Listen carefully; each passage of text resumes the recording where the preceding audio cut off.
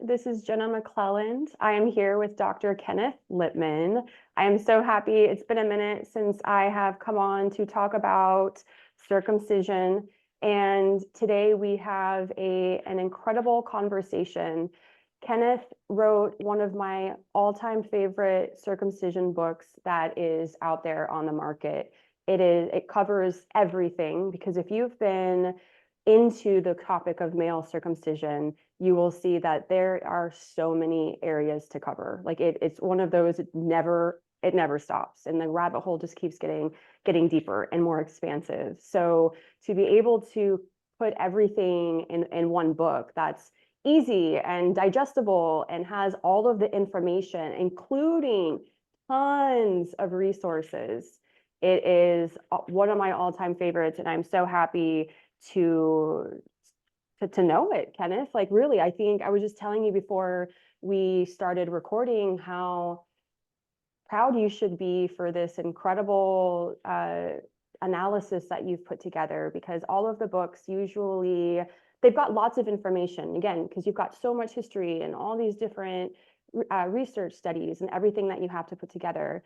But to be able to compartmentalize everything that's digestible, I think for parents, for people new into the industry, for anyone who is just wanting to take a peek about what all this is about, it's so great. So I'm so happy to have you here. I'm so happy you wrote the book, and yeah, that we're able to have a conversation today. Thank you. You're welcome. Nice to be here. Yeah. So to get in, because from what I know, you are a Jewish man, and you have a lot of history within the religion. So it is kind of funny to say, okay, here's this Jewish man all of a sudden coming in, and he's writing an anti-circumcision book. So would you tell me a little bit about your story and how you got here and how you ended up writing a book about anti-circumcision? So there's different strains within my consciousness that evolved. First of all, my parents were Holocaust survivors. So from a young age, I had the mission to save Jews.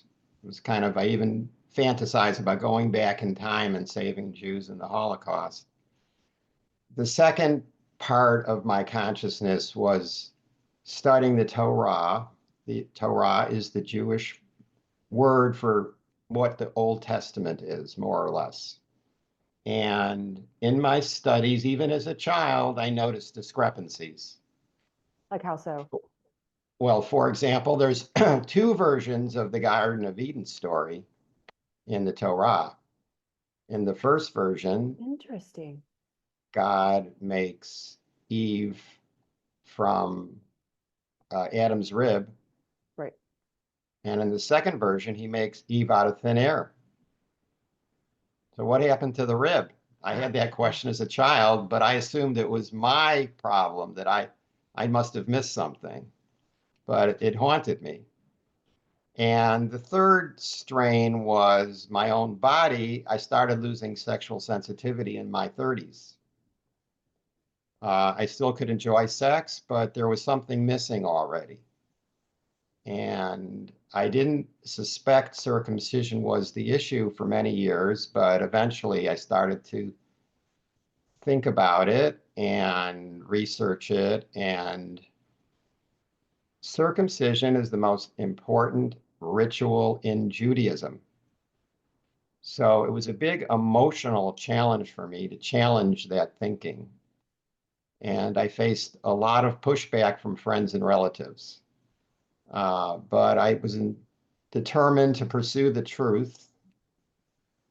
But in addition, I saw it as fulfilling my mission of saving Jewish boys and eventually saving all boys who are subject to this needless surgery.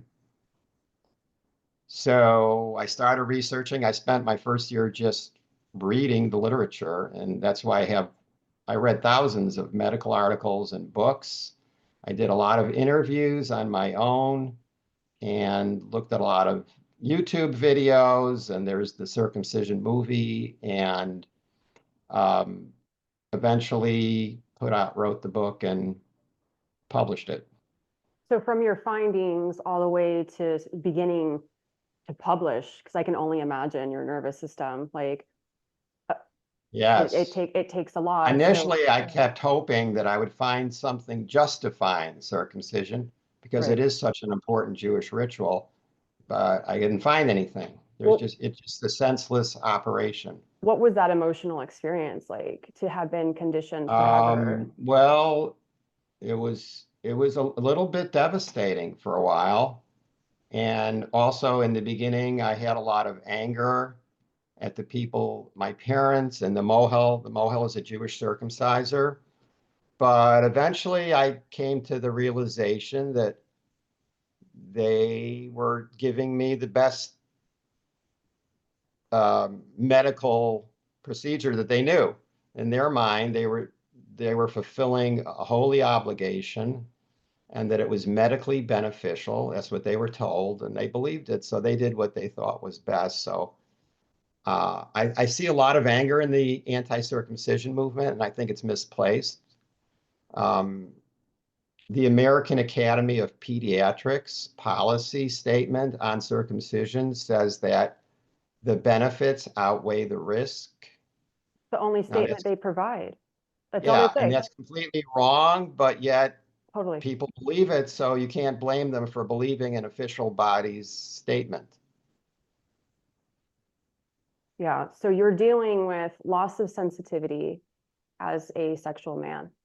Yes, This whole experience of loss right, of a piece of your body that's actually pretty much an organ, because you say in the book, right. there's, it could be, some people say it's not, but for the majority of the part. And when I've been doing research, and there's a lot of anatomy within the Loss of organ. sex, so I had loss of sexual sensitivity, Hmm. but also my partner, my female partner, sexual partners had loss of pleasure too, because the foreskin is an important part of sex for both genders.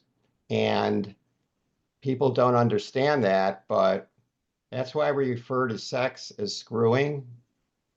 It's kind of like the parts meld.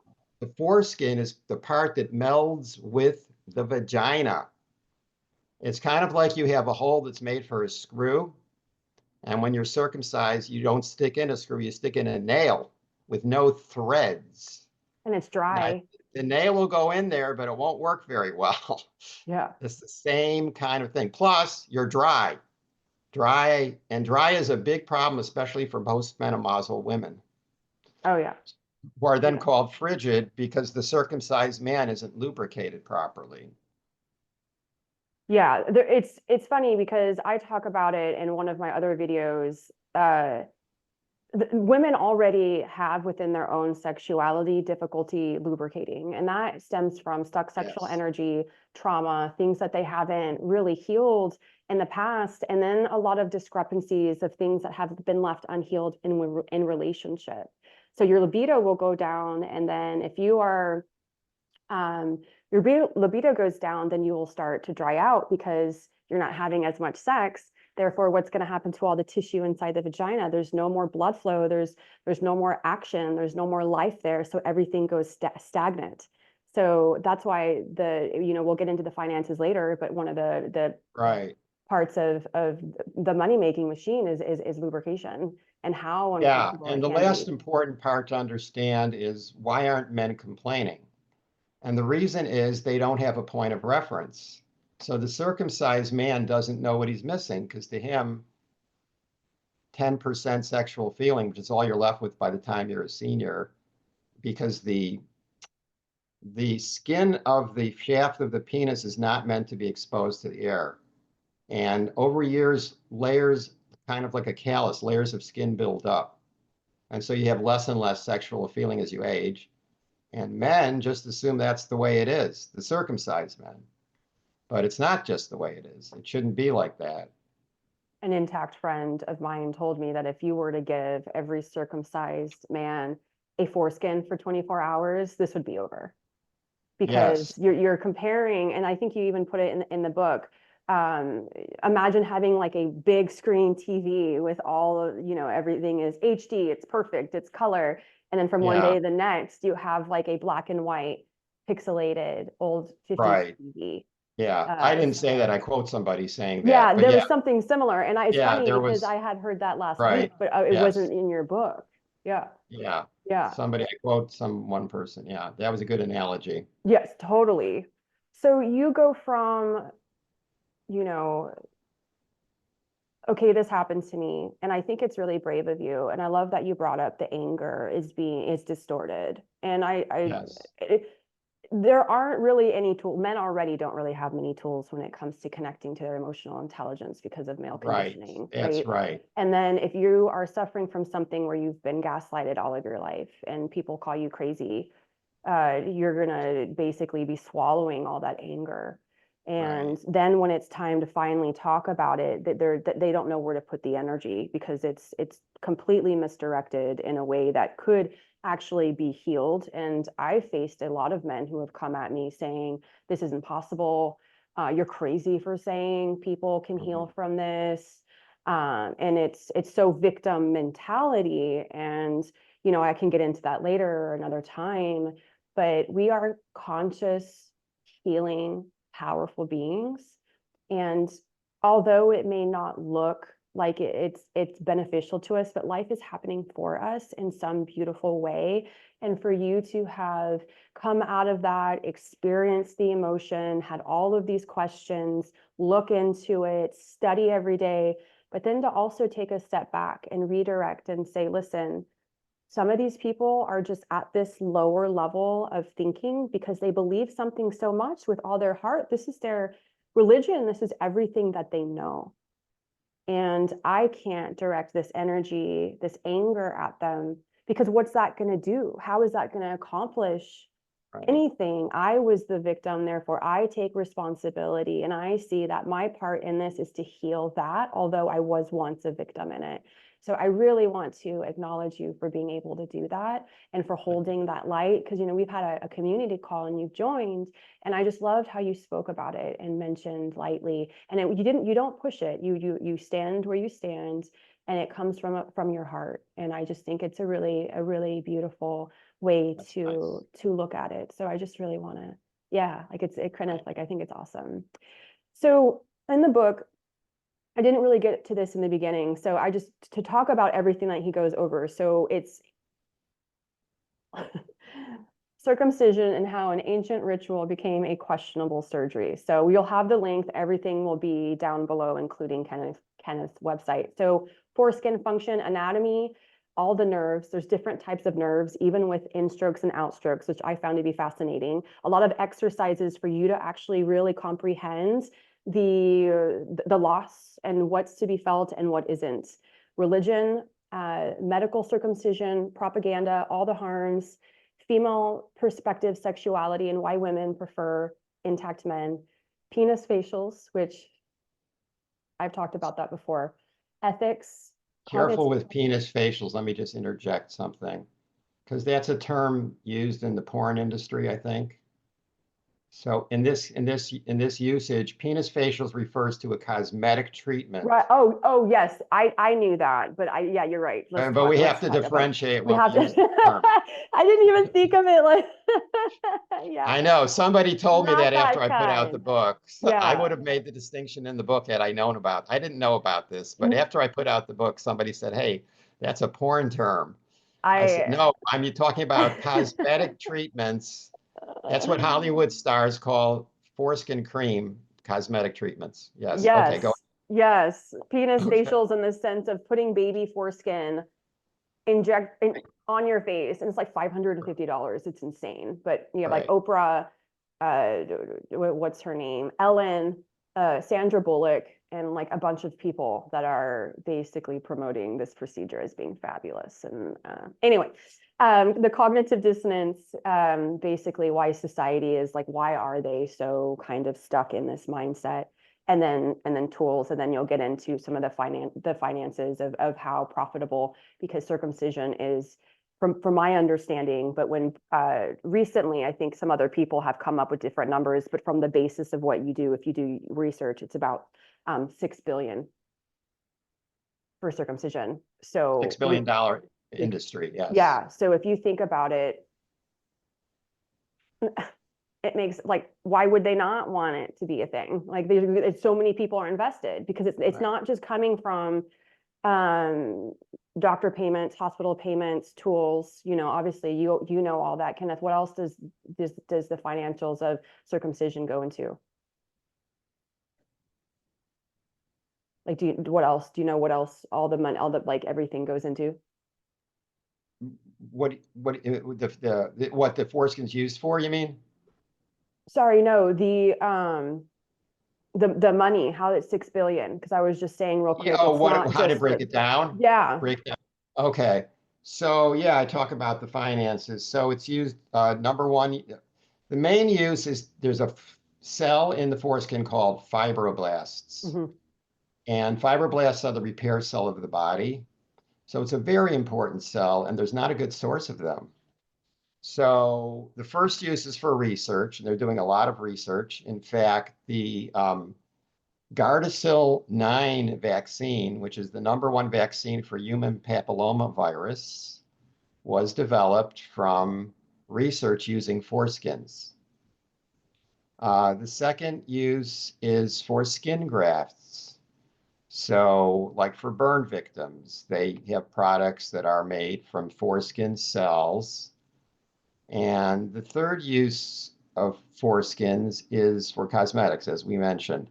So they make creams from the fibroblasts, and then the creams are sold, and spas in Hollywood have waiting lists to get these facials of this cream. So I should have explained. So the hospitals, some hospitals, we don't know what percentage of hospitals are doing this, but at least some hospitals are removing the foreskin in the circumcision and then selling it to these companies that use it for these purposes. And this is essentially organ trafficking. That's what circumcision has become, medical circumcision. This is not Jewish circumcision, does not do this. They remove the foreskin and bury it. So that's not Jewish circumcision or Muslim circumcision. On But Muslim, medical I saw circumcision, they'll put it on the kid, some Muslim cultures, yes. and then some will consume it. Yes, that's Yeah, right. Certain populations within the Muslim world, yes. yeah.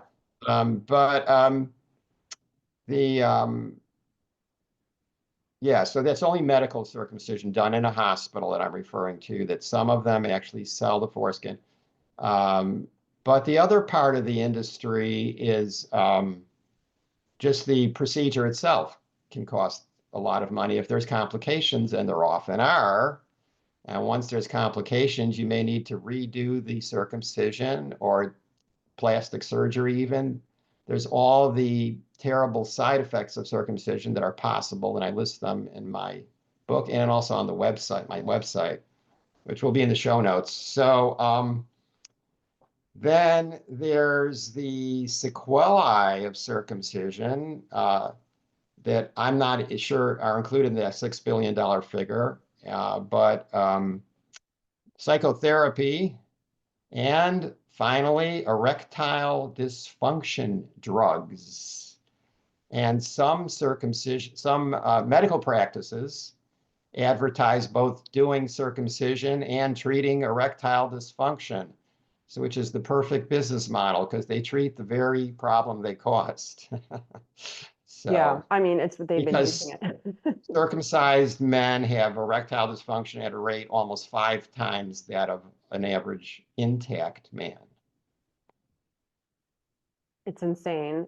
I've come out and said that there truly is no, because this goes into sexual wellness, because then you can leak in all the products that are out there for lubrications, creams, and different things, That too. vibrators, and sexual wellness. And Yes. I've come out because prior to getting really deep into circumcision, I had a sexual women's brand, and I told a lot of people, I said, there is no true sexual wellness industry if we're not discussing our traumas, and the biggest trauma that is placed upon men when they're born. So we have all these products, and I remember I even had I was at a conference, and it's all covering trauma. Like for women, buzz out with vibrators. Here's lubrication. Oh, you're getting older. No, these things should not be happening. We should be very sexually vital all the way up into late ages, 80s, Mhm. all the way. And for men too, they should definitely be having the ability to Yes. function beautifully and to continue to bond sexually and to keep their relationships alive. And pleasure is our birthright. So Yes. how it all bleeds, it bleeds, it really does bleed into life when you think about it. And I love how you said about going to therapy and things, like just like the overall behavior of what happens from the trauma, from the pain, how the brain changes, like who does that child develop into? And how do they even know where these things come Yeah, from? and then the therapist blames you. You go into the therapist's office. I'm not saying this is my story, but I can imagine. You say, well, sex isn't as good as it used to be, and you're like 40 years old, let's say. And the therapist goes to, well, you must have problems in the relationship or something. You know what I mean? Yeah. Yeah. Yeah, And so and I even know some you're going men. down the wrong path at that point. Well, and then some of these therapists have such a circumcision bias, they won't even treat men who are coming in to talk about circumcision because perhaps they've circumcised their son, they're circumcised, they're in all of Absolutely that. right. Yes. So there's no validation, which is, to me, the mother bonding the mother baby bonding is pretty upsetting, but the gaslighting for me, and then Mhm. talking to all these adult men who have Well, nobody. I don't know if I'd call it gaslighting. I'll explain. We have to be careful at how we look at motivations. And this is a Okay. problem with the intaction movement, the movement that wants to keep people intact. So gaslighting implies a conscious effort to deceive someone. That's how the term is used. But these therapists are just as much a victim that are pro-circumcision. They think it's a good thing. They don't think, oh, this is a bad thing and I'm going to convince them otherwise. They're also victims of this mentality. I love that you said that. I Yeah, never thought thank you. about it like that. Yeah. You're right. Like, I'm just gonna kind of sit with that for a Yeah, I'm minute. constantly trying to correct people. And I talked about that in my last Sunday. I did a Zoom presentation with Bruchim, which is a Jewish group that welcomes non-circumcising Jews to the community. And it's a fine distinction that we have to constantly make, that we're all most of us are all victims here. Yeah. But perhaps even though both are victims, one party will still experience an expression of being gaslighted? Or what would Well, you I wouldn't use say? the same because I went, well, there are doctors who know better, and in that if they're promoting it, that is gaslighting. Right. Okay. Yeah, but the average clinician doesn't have time to do his own research. No. So he understandably relies on his authoritative body, which, if he's a pediatrician, is the American Academy of Pediatrics. And as I mentioned, they believe in it. So Yeah. you have to, yeah, So be careful. what would you call it then? What would be your suggested like use of kind of if someone Um, says they've been ignored, they've been like, what would that be? I would say it's a good question. They're promoting a false belief because they're not educating themselves enough. So I would say it's a lack of education. Even though they may have learned that in medical school at some point, they should be questioning what they were taught in medical school. Yeah, but I guess what I'm saying, like, if I were to talk to an intactivist who is talking a lot about Oh, I being see. gaslit, blah blah blah Yeah, blah. So then right. what would be a Well, just what I substitution? said. I mean, gaslighting implies a conscious motivation to deceive. Right. For most doctors and most the average person in America, uh, they believe it's a good thing, so they're not consciously trying to deceive someone. They're just repeating what they were It's taught. just It's just ignorance and ignorance. being It's ignorance. unable, yeah, ignorance and being And I unable should to say see. America is the only country in the world with a high rate of medical circumcision. Yeah. People are astonished to know this, but no one in Asia, except for the Muslim populations, no one in Asia is circumcised, almost no one. It's under 5%. I thought in South Korea, because isn't that where they get Except for South Korea too. Yeah. South Yeah. Korea's, I believe they're down to 15% now, but for a long time they picked it up from American soldiers in the Korean War. for And so hygiene? they had a high rate of medical circumcision for years, but now it's dropped, I believe, to as low as 15% for the new babies coming in now. Great. So yes, South Korea, but South America, almost no one circumcises. So Yeah. Europe, it's under 5%, I believe, almost everywhere in Europe. Yeah. Yeah. Now Africa is a mix because they have some African tribes have their own. Africa is a big question. We don't have to go into the whole thing, but there's been a lot of push to do circumcision by foundations from the UN and WHO and Bill Gates, because on the mistaken belief that circumcision reduces the incidence of AIDS, Great. which I talk about at length in the book. Yes, Yeah. there's a whole chapter. Yeah. So I can only imagine there's a small number of Jewish men coming forward to talk about this. And if they are going to be experiencing some form of cognitive dissonance, they feel stuck, they're protecting, it's all that they know. And again, it comes from a good place. It really does. What is how common is it, or how often have you been labeled anti-Semitic? And is that a name that people throw at you? I can't say anybody's used that term to my face, but I've gotten a lot of pushback. One man said, "You're wrong." Another man said, "You can't argue with this. Some things are set in stone." I get comments like that, a lot of frowns. And some of them try to argue the point with me. One woman was about to get her grandson was going to be circumcised, and she called me and said, "What do you think about this? I heard you wrote a book about it." And I explained, and she go back and I explained things to her, and then she go, "Oh, but the doctor's secretary told me this and this." I said, "Okay, well, I had 869 references, so if you want to argue with me, go ahead, but you're not going to win the argument." Yeah. So anyhow. Yeah, because I know that if anything kind of goes, because you said family and the Holocaust and everything, and it can be taken very seriously.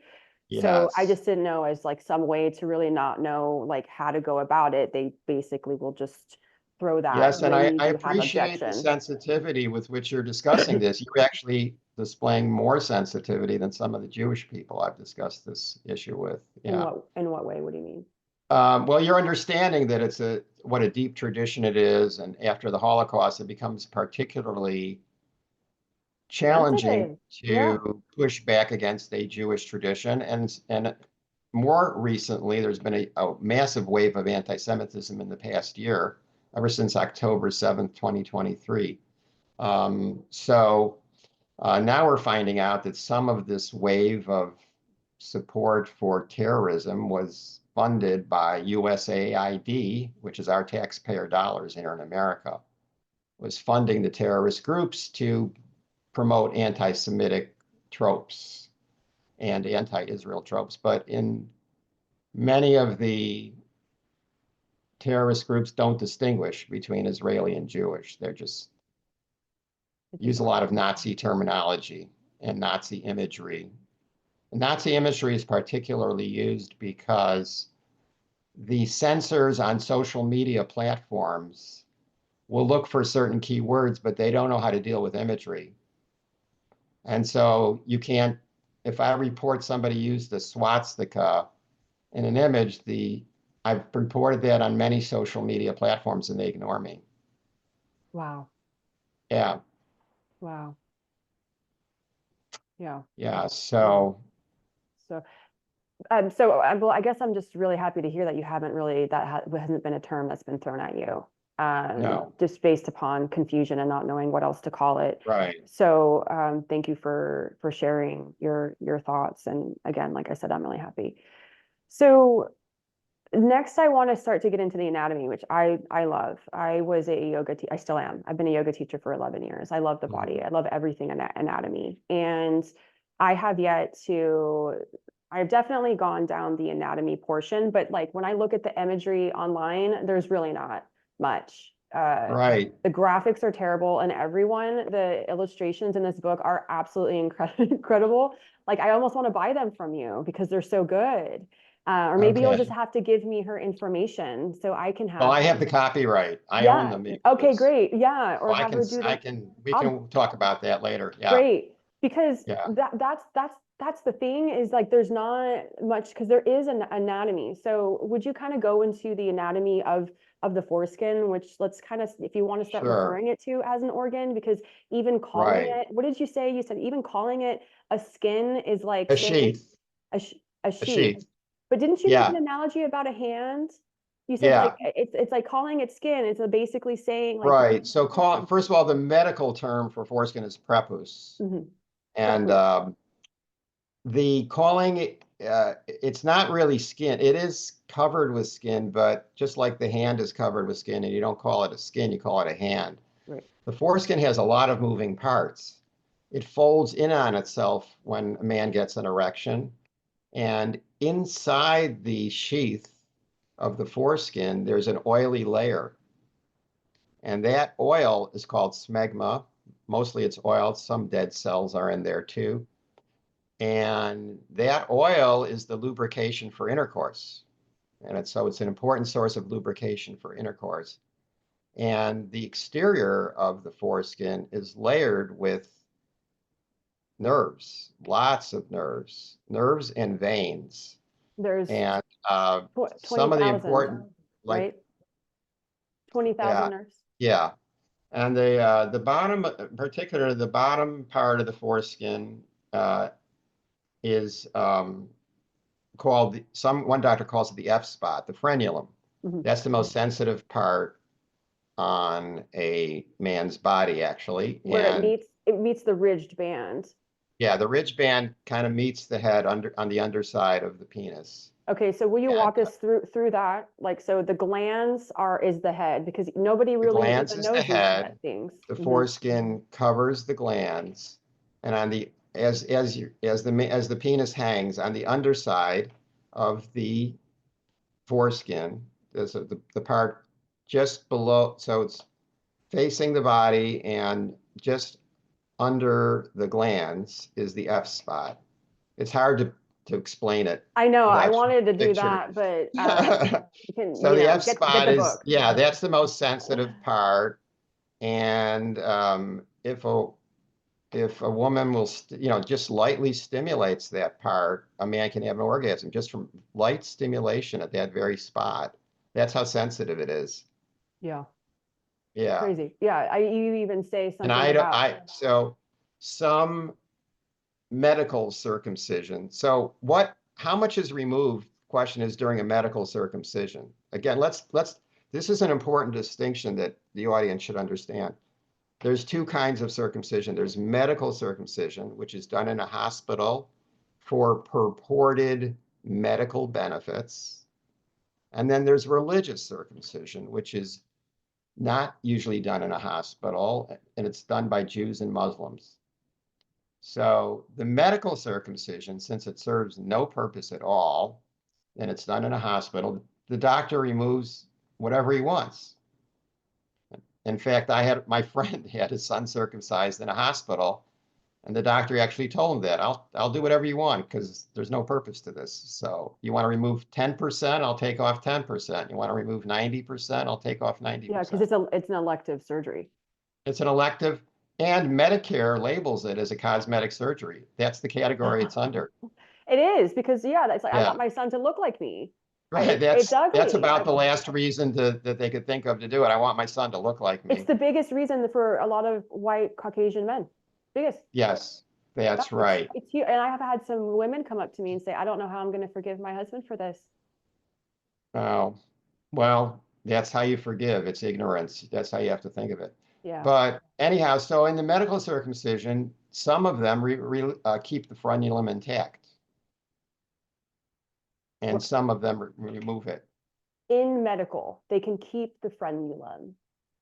Some medical circumcisions keep the frenulum intact, yes. So they just really cut off it's called the acropostion. It's a long word. That's the overhang of the foreskin over the glands.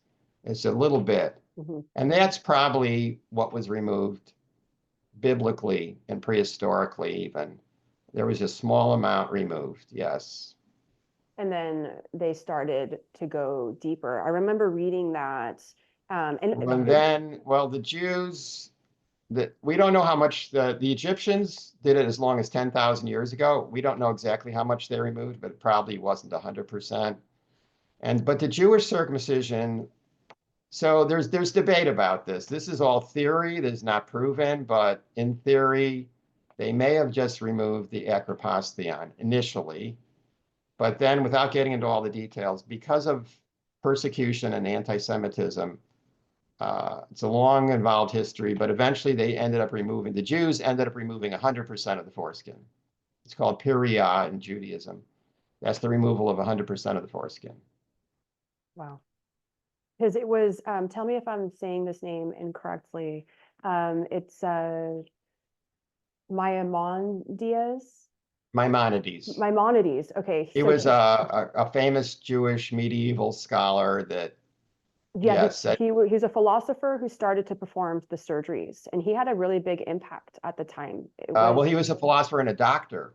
Okay, he was a doctor Yeah, too. I thought he was yeah, just the performing doctor. on all. That's one reason he was an advanced. Actually, he was somewhat holistic in Uh-huh.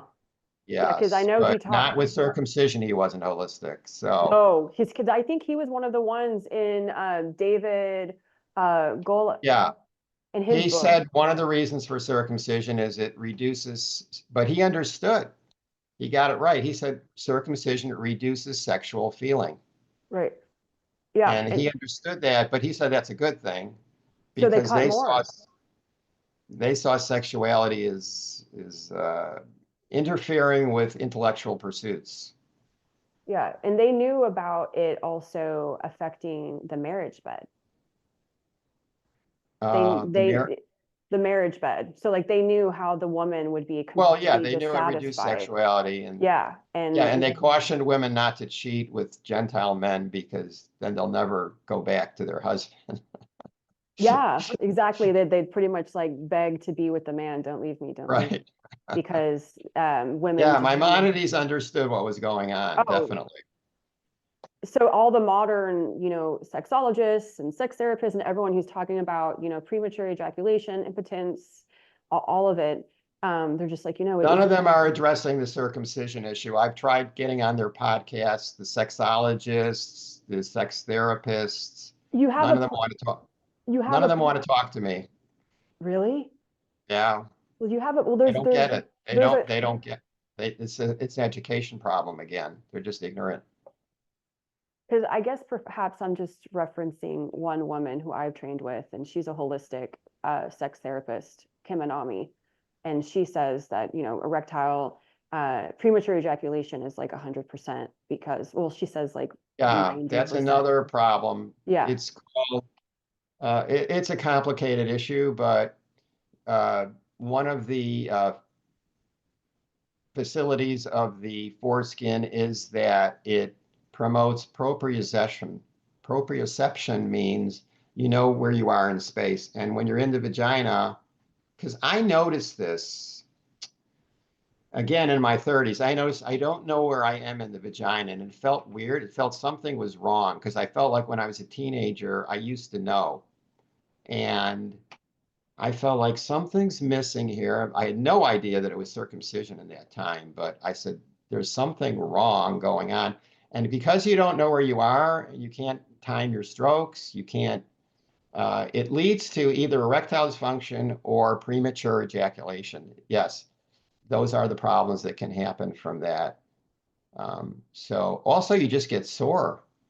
The yeah, foreskin protects the penis, and the woman gets sore too because she's not lubricated. yeah. Right. I've heard that. I've felt sore from partners, and I've also had partners who were like, "Sorry, I'm not like I'm in pain, can't go again." So, which is really unfortunate, and to think that, Mhm. obviously there is reason for this foreskin to protect the gland of the penis Right. for a healthy sexuality. Yes. Uh, Did you, and I didn't think about this earlier, but did you have was there a specific moment in your 30s that you all of a sudden the light bulb went off? Do you have like a moment where you remember, or was it just this gradual, like, I think this is what it is, and then like a scratch? Yeah, I do remember. I remember being with a woman at the time who said she got sore from sex with me, and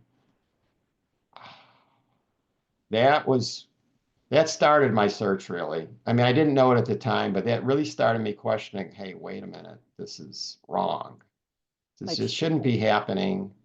Why is this happening? It's just because evolution, the one thing evolution wants, if you can anthropomorphize the process, evolution wants to reproduce. yeah, They want sex to be just wonderful and perfect, and this shouldn't be happening.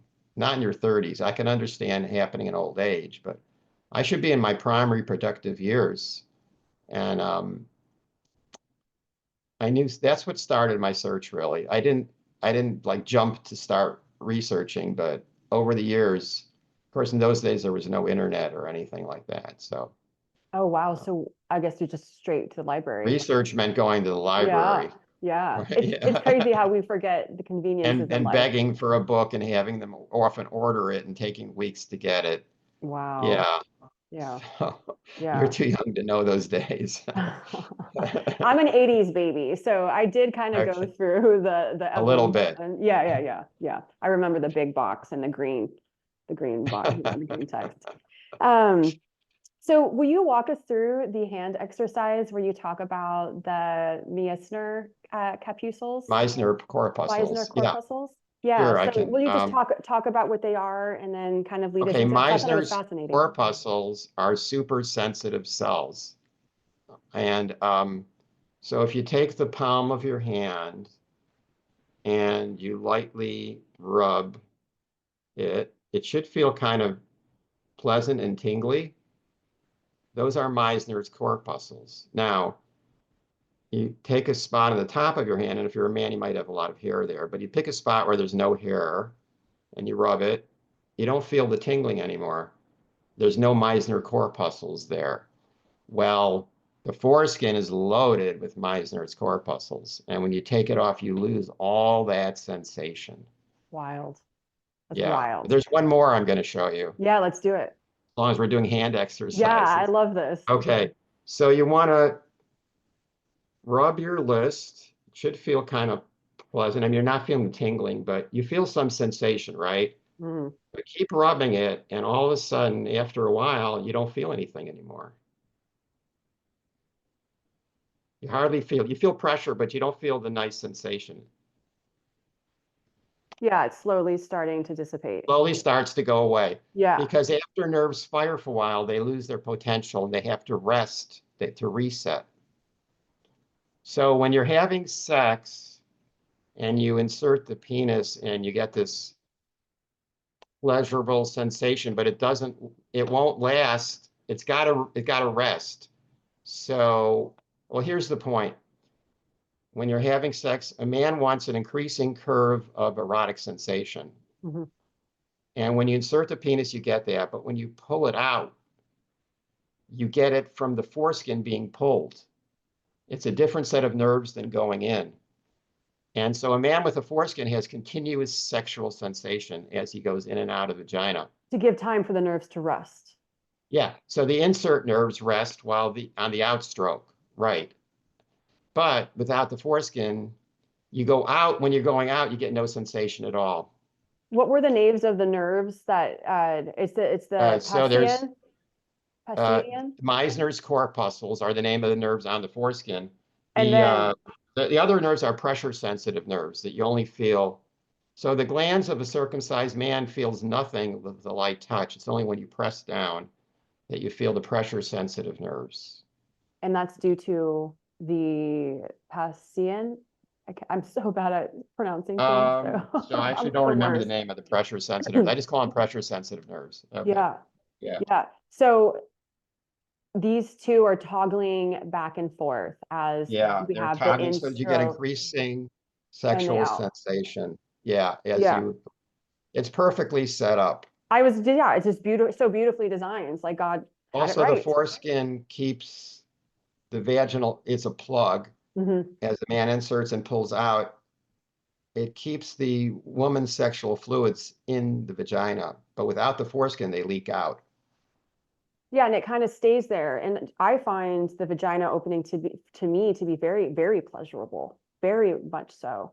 So if you Hopefully have so, yeah. this beautiful, soft, glidey skin, massaging that while there Right. is, The folds are supposed to actually interlock if it's done right. Yeah. yeah, They don't because have good research on this, but that's the theory. This is all theory because it's hard to get funding for graphic kind of sexual research. There's actually only been one MRI study done, not a study, but a one case of a couple actually in an MRI having sex. can you imagine that experience? I think that might be Yeah, better where than they the Mile watched it. High There's only Club. one case, and it was published in the British Medical Journal, and it's their most famous study. It's the most requested study. And it Where's the was an corporate? amazing Yeah. study. It was just incredible what they learned from that because no one had ever done it, and they I should repeat well, it. did they also get any brain scans, any things like happening in the nervous system, or was it Brain just scans, straight? probably people have done it, but I don't know because the pioneers in this were Masters and Johnson in the 80s, I believe, and I'm not sure they were doing brain scans then. Yeah, I'm gonna need to write this down and But look they it did up. watch people have sex and record their observations. That's yeah, to But know what's really happening. they were heavily condemned in their day. I mean, by a lot of people. I'm And sure. because of that, no one's ever done what they did. I mean, in a big way like that. Yeah, now my wheels are turning. Like, how would we even make that happen? Like, Yeah, there's just all sorts of problems like laws against prostitution and things. So you can't mm, pay somebody to do it. And yeah. well, we'll see what happens. So I love all that information, and it goes also towards the analogy of having this like incredible TV that you can see everything that's like super vibrant, and then you have this old pixelated black and Mhm. white Right. visual. So it just having that hopefully concept will let people or help them understand what's being missed. And Hmm. it's so unfortunate, and I want to be sensitive because I can't imagine a loss like that. And you even talk about how you still experience or that you've had to grieve the frenulum loss. Yeah. Uh-huh. So when it comes to so we're kind of getting into the functions, and there's mechanical functions, sexual functions, and biochemical. I Right. I loved what you said or what you listed about the biochemical functions of the foreskin. Could you share that? Because it goes against a lot Sure. of this It hygiene. produces first the foreskin produces lysozymes, which are antibacterial and antiviral. It also produces the fibroblasts, which I mentioned, which are very valuable healing cells. It contains epithelial Langerhans cells, which are another immune system component. There's immunoglobulins, which are antibodies against infection. And it might emit pheromones. Pheromones are gaseous sexual attractants like animals have. And it hasn't been proven, but it's theorized that the foreskin contains them. Yeah. And it sort of makes sense that it would. Well, the foreskin also has specific receptors that connect to the brain that develop these biochemical cocktails for bonding, for love, and it's specifically Uh, inside the organ. yeah, so that's promoting oxytocin. Yeah. Yes, is the neurotransmitter that promotes bonding. So in what way would the penis now for a circumcised man, there is no producing of oxytocin now? No, I'm not sure that's right. So I think that, uh, yeah, I don't know. That's not part of the foreskin's function. But yes, oxytocin does get promoted from sex, but I don't know that that's just from the foreskin. So I can't Okay. say that's true. Yeah. Okay. Yeah. Because I don't know if you're familiar with Janice Bursello and her No, work. Yeah, she's she says that it comes from the foreskin that there are specific receptors in the foreskin for that oxytocin. just connect Okay. to bio like just like neurochemicals that help the man fall in love and bond. I can Okay. send you I'll have some to of her look that work if up. you'd I want to wasn't look aware of at it. that. Yeah, Okay. yeah, yeah. Which is, you got your second edition coming out soon, right? Yeah. For my second edition, yeah. Yeah. So now I want you to walk everyone through, because I don't think there's enough information about the Jewish ceremonial Okay. practice of the Brit Milah. Yeah. And yeah, So talk us through that. Brit Milah, it's also called, a lot of American Jews call it bris, which is another way of pronouncing it, is the ceremony where the foreskin is removed. It happens when a boy is 8 days old. And it's done Why by a 8 days? mole. You just real Why quick on eight what? days? Yeah. Because that's what God said. Okay. Plain and simple. Okay. And so, uh, but we should talk about that, what I just said, a little bit, because I believe that the Torah is divinely inspired. However, a lot of the details got garbled over the centuries, that it was told, initially it was an oral transmission and eventually written down. And there's very strong evidence that just like all holy texts, it was written by a man. Right. And um, we see that, and we even know the date, the approximate date. It was written in the 6th century BCE in Babylonia. The Jews were exiled to Babylonia at that point. So that kind of, because the entire Torah repeats over and over one theme, that God has a covenant with the Jews. And the essence of the covenant is that the Jews are God's people and they're given the land of Israel. And that theme is repeated over and over again, but only in one spot in the Torah does it then add the what seals the deal is that you got to do the circumcision. Right. But this guy added it in. There was many authors of the Torah over the centuries that it was transmitted, and this one guy added in this one sentence, yeah, it's a covenant, but you got to circumcise. Now, circumcision was probably a custom among the Jews, but this made it God's word. So I'm going to add that in. Anyhow, so yeah, so at 8 days, you come in, the mohel, there's a ceremony where you say some blessings, and there's different ceremonial people and objects, but essentially they use a shield to wrap the foreskin around it and then easily cut it off with a scalpel, which is a knife. And some of the parts of the shreds are actually removed with the mole's fingernails.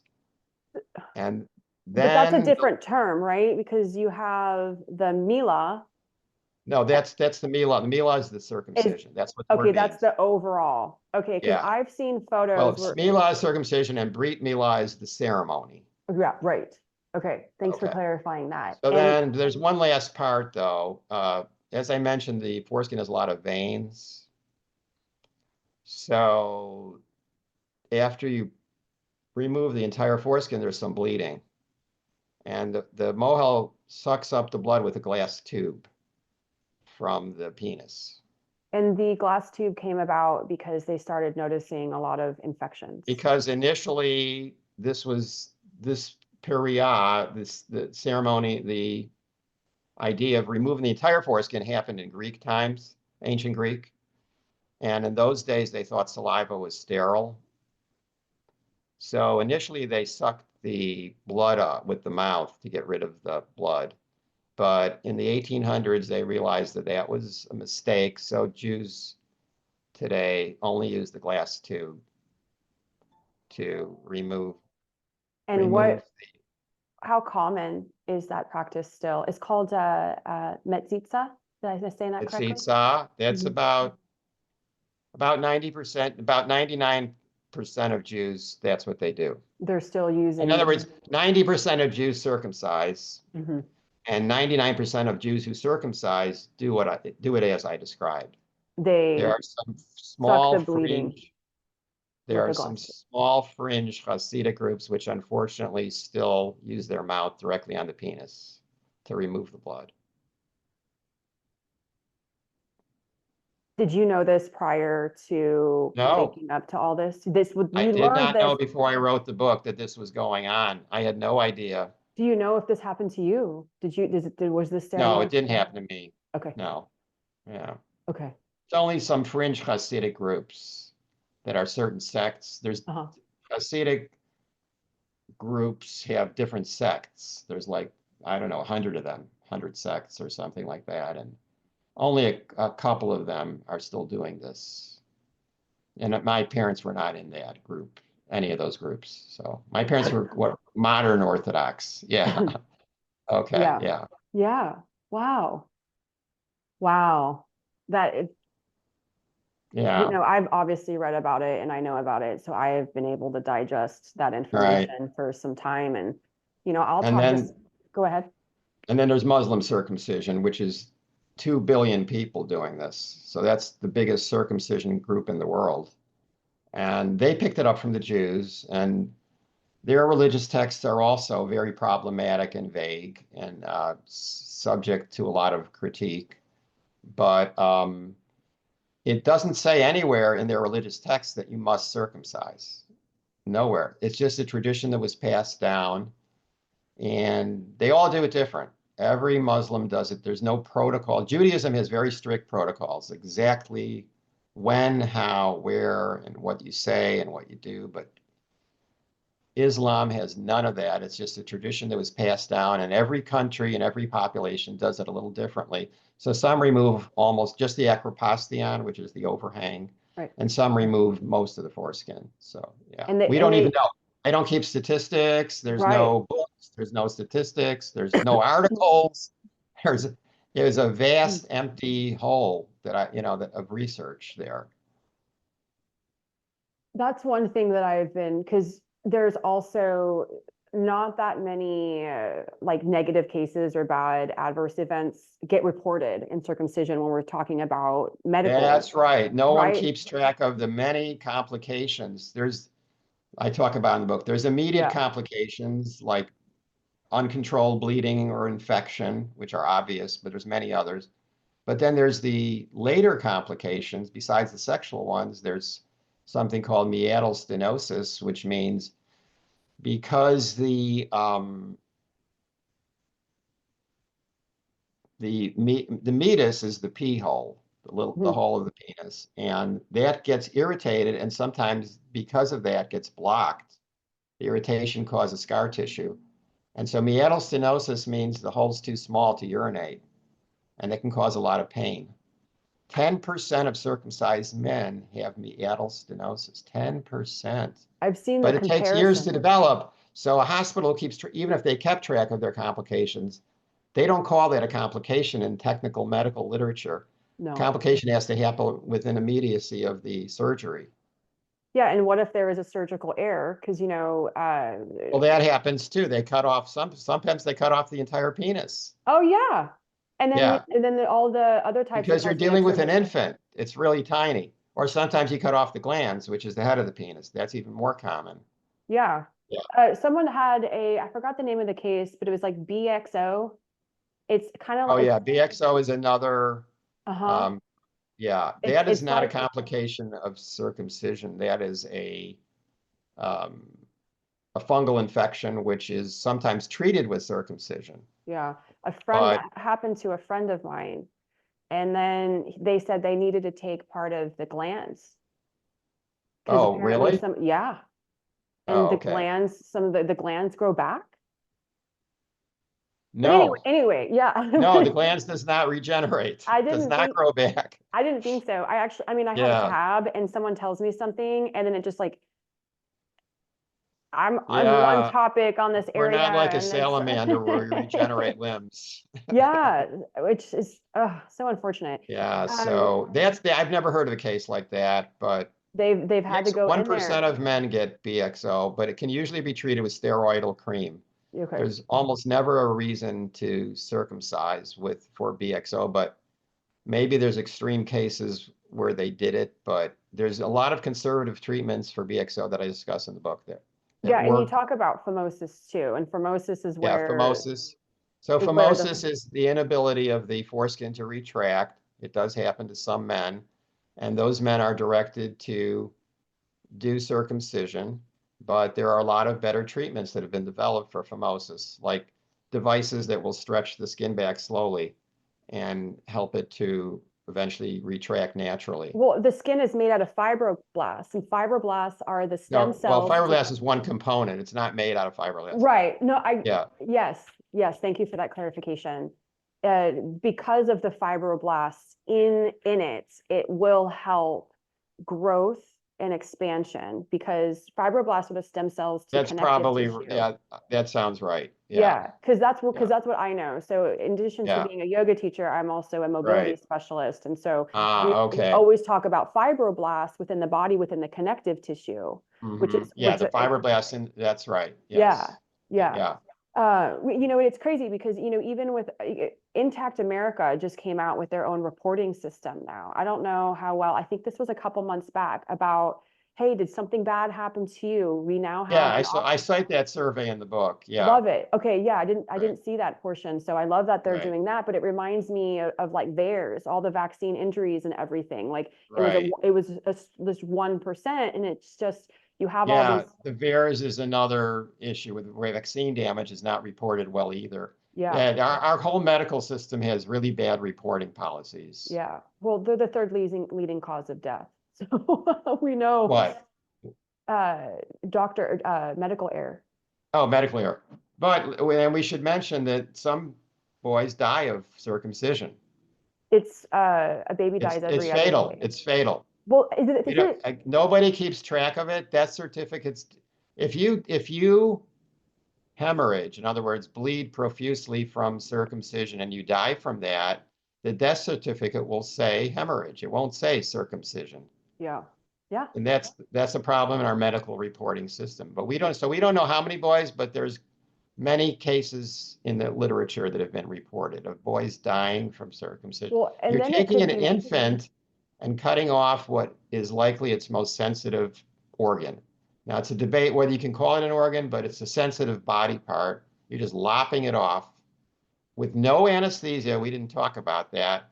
Anesthesia is rarely used for circumcision. You cannot use general anesthesia for an infant. That's one of the reasons. But the other reason is that doctors are trained that it's a minor surgery. Also, the infant also often goes into shock because they're so helpless, and they appear to be sleeping, but they're just in a coma from the pain. yeah. And the third part is it's hard to anesthetize an infant even without general anesthesia. The best way would be to use a surface numbing cream and The then give an LMA. injection of lidocaine. But that takes at least 45 minutes to set in and work it all out. And circumcision is done as an assembly line. Oh yeah. They want to turn it over every 15 minutes. And so for purely monetary reasons, most doctors will not anesthetize. And the parents don't know what's going on. They're not in the room. They clean The it up. baby The can't baby complain. will, The baby yeah. often doesn't even cry because he's in a coma. And so They defecate, they throw up. Some of them, some parts of of them vomit their, profusely. uh-huh. Yes. They get hernias from the screaming sometimes. Oh, I list out all sorts of Yeah, you problems. did. And then you also, what I love that you talk about is some lungs of some burst. And then did you go into Sometimes even they scream so much that the lungs, yes, and then are cortisol damaged. production is at like where your Yeah. brain goes So right one before death. pediatrician looked at all the measurements of pain that we use for an infant, which you can. And he said that circumcision is equivalent to torture. Yeah, The same it is. level. I Yeah. agree with it 100%. Right. How could it not Yeah, be? I This is agree too. It because is. the baby's first sense, like, and this is my opinion. It's sensation, it's feeling the mother. You're not really out Yeah. there looking. There's not really any Right. other sense other than felt sense. So I would Yeah. assume that felt sense is what's connecting him to mom. So you Yes. have this felt So sense how in much your nervous trust does the baby lose in its environment after that? Because up till that moment, he was a trusting baby, probably. And then the mother must at least intuitively realize what's going on and have damage too. Yeah, at the core level, deep down, like that's at the like core level, right? 100%, 100%. Yeah, Yeah. Yeah. And then another thing I do want to add on to when we were talking about all the reporting is also SIDS, sudden infant death syndrome. kids, yes. So There's although a it's not from not the proven. procedure, It but seems later. like it contributes. Yeah, based on all our statistics, the theory is it's not proven, but it seems like it contributes to SIDS. Yeah. Yeah. Yeah, I've seen the same. And then autism was another one. I mean, it and just autism. it goes on and on and on, Yeah, on and on, on and on. right. Like I just you don't stop. It doesn't stop. Any significant stressor like that is going to contribute to a lot of disease processes. Yeah, to a Also, developing it newborn causes baby. brain damage, permanent sensitivity to oversensitivity to pain. Hmm. We've measured it at 6 months out. No one's measured it after that, but it doesn't seem like it should stop. If it goes 6 months, it's probably permanent. It becomes permanent, and then they never go Yeah, back to baseline, and then they lose all sense of reasoning. The amygdala is all the distorted. amygdala is damaged, right? Damn. Yeah. I mean, Behavior an infant problems. is so defenseless at 8 days old that, or medical circumcision is done in the first month usually too. And well, that's Uh, why I think people think medical circumcision is okay, because it's in the safety of a medical environment in which they're going to use all Right, the you want to things. trust that in the safety of a hospital, your doctor is going to do the right thing, but unfortunately, Yeah, yeah. there's just this assembly line, and I've heard nurses come out and talk how they'll keep a chair inside some of these literally noise-proof rooms, so no one can hear that baby's crying. And they'll have a Yeah. chair specifically for interns and nurses who are new to circumcision who faint. Wow, really? Yeah, yes, I've heard, Ah, because I don't know, there's even a couple of people, they'll have some footage that someone will actually record inside these rooms, and then you can hear this, I guess just more of a prominent superior, surgeon, and he will say, yeah, you're gonna fall, you're gonna pass out, you're gonna faint, but just get right back up. There's a chair over for you. I mean, it's so uh-huh, inhumane. right. So, and I know, and you even write in the book how the CDC has been misleading on pain to the public, and how they've just put really hardly much information out there. But then, people are trusting these medical establishments that when you really think about it, you would think that it's okay to trust. Yes. Yeah. So it's just fed with just so many lies, and so many things are out there, which is also kind of goes into that as well. When I was telling you earlier, right before this call, I had seen that there's low key circumcision trainings where anyone can go learn how to do circumcision. And then another thing, so my passport is, I'm doing an update on it. And one way for children to prove citizenship was a circumcision certificate. Oh, really? And of Wow. course, I see the word circumcision and I'm like, light bulbs are out, like, what's happening? And I just thought, and I was like, what's the energy to this? Like, Mhm. what is this? And I was just like, well, I was thinking the energy of it, because it's just like stamping the legitimacy of circumcision as something that is stamped and approved by the United States. It's like, we believe in this so much that you can get your citizenship just by proving that you were circumcised, I thought that literally just happened like a couple of days ago, which I thought was wild.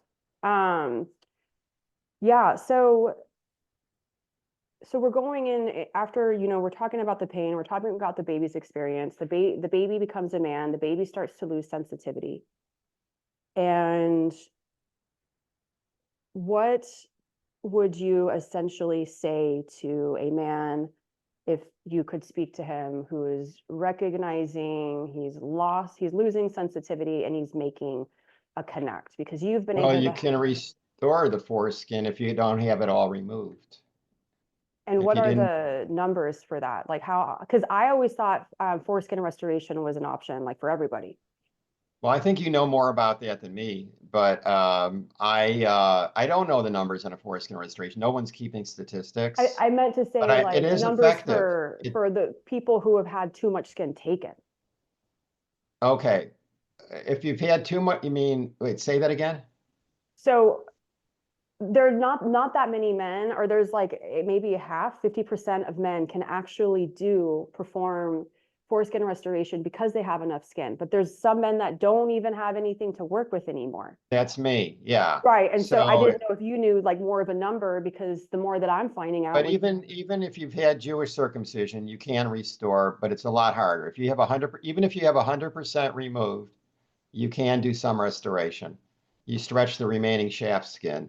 that, It takes years. It's like right, 5 years to get anything, right. but you can start to cover the glands, and that restores some of the sensitivity of the glands. You'll never bring back the nerves, the Meissner's corpuscles and all the other nerves, but at least you'll make the glands more sensitive, which because the glands lose the sensitivity after circumcision. Yeah. Yeah, from So, keratization, the right. hardening of everything. So I yeah, don't know now that they're covered. statistics, but it varies on a lot of variables, and I wish there would be good statistics, but Well, right now the anecdotal evidence is that it does work. yeah, it's Yeah. just, I mean, there's so many crazy tools. I just can't imagine what that Yeah, would, there's what a the lot process out is like. there, people. There's a lot of systems of Yeah, I've skin spoken to restoration. someone who said that he restored, and he started to realize that the sex with his wife changed. The intimacy that he started having with her was a lot more emotionally connected. That Uh-huh. his orgasms were longer than they've ever been, and that Hmm. he noticed there was this sense prior to restoration of him always feeling exposed and vulnerable. Hmm. So I was thinking I about, relate to that. Yes, yeah, it the definitely. psychosomatics of that. I think it's not well understood, but it's more understood with women because there's a wide variance in women's orgasms. The pleasurable, how much pleasure a woman gets out of an orgasm can vary widely, even within the same woman, depending on how it happens. But it happens with a man too, though maybe the variance isn't as great. But there definitely is a quality to the orgasm. That's why premature ejaculation is a bad thing, because you can have an orgasm, but you get almost no pleasure out of it because you didn't build up the sensation See, enough. I didn't know that up until your Yeah, book. that is why premature ejaculation is a big sexual problem. Damn. So You have what, you ejaculate and have an orgasm, but there's almost no pleasure from it. I didn't know that. Yeah, So it's so what you're at like a 20% experience opposed to what's available? honestly, I've never had premature ejaculation, so I don't know. I Well, what don't would know they what the compare it percent is, to? but what? What would they compare it to? They wouldn't know, Again, no right? one studied it, but anecdotally from all the men, we've all the things I've read, yes, you get much less pleasure from a premature ejaculation. You have to have a certain number of minutes of buildup to have the proper orgasm.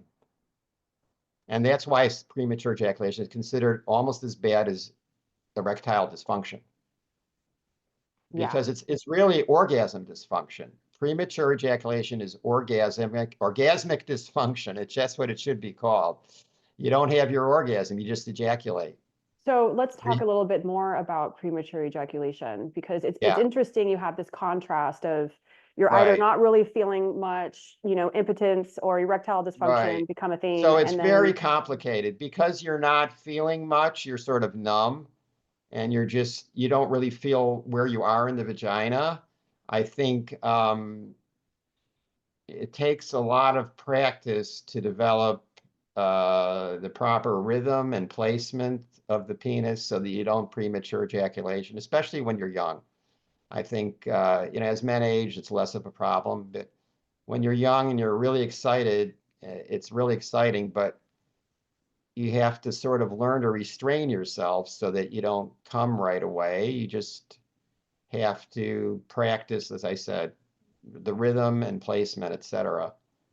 yeah, I've heard that not only, I guess, premature ejaculation is a byproduct of circumcision, but physically, because of the removal of the Well, it's one of the organ. possible But byproducts then of there's circumcision. also the It can happen to intact men too, but much less so. right, and then but the other part of it is emotional, Yes. because of the inability to be intimate because of that deep level of trust with a woman. So there's an emotional component because obviously if you have premature ejaculation, normally unless you're like a really young man, after you ejaculate, you can't have sex for quite a while. Yeah, There's a refractory period, it's called. So, so that ruins it for the woman.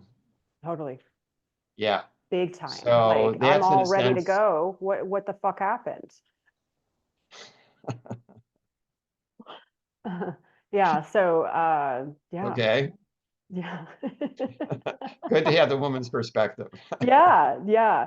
And I will vouch for what you say in the book about women preferring intact men, for sure.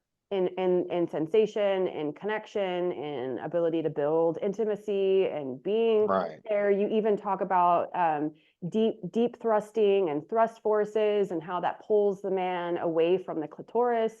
And it's funny you say that, because there's been times, and maybe I didn't really connect that it was because of pleasure, but I'll notice the man zone out. They'll leave because women are constantly craving this level of presence and being there with each other, because we're seeking connection. Right. And as soon as they'll zone out and go into, oh, it's this deep thrust time now, we lose connection to them, because now they're in their mind focusing deeply on ejaculating and getting in there and kind of continuing on with the Well, pleasure. it depends on what point of sex you're at, just from personal experience. But Yeah, I think at the final, I don't know, 10-20% of before you orgasm, there is no more mind. You're just like an animal in a way. You're just yeah, yeah, for men, for sure. for men, yeah. Yeah. There's just Hmm. you're gone. Yeah. I mean, and really the memory doesn't function. If something happens in that last 10-20% of time, you won't even remember it. You just have no memory. It You're just just goes like a away. pure animal. Yeah, So yeah. So it all connects. It's just all so wild. And Kenneth, you've done such a great job. thank I you. will do everything I can to promote the book. And Oh, great. to anyone listening, it's, again, easy, entry level. You'll give you all the information that you need, and those hand exercises, the illustrations that are in it, all the references and everything. I can't wait to use your book to make more content. And Thank you. I'm really, I mean, I feel like I could sit here and talk to you Yeah, it forever. was fun. Yeah, so I really appreciate you Okay, coming thank you. on and being a part of the conversation. And I look forward to the second edition, and then let's have you on again. Okay, great. Okay. Thanks, everyone. Bye.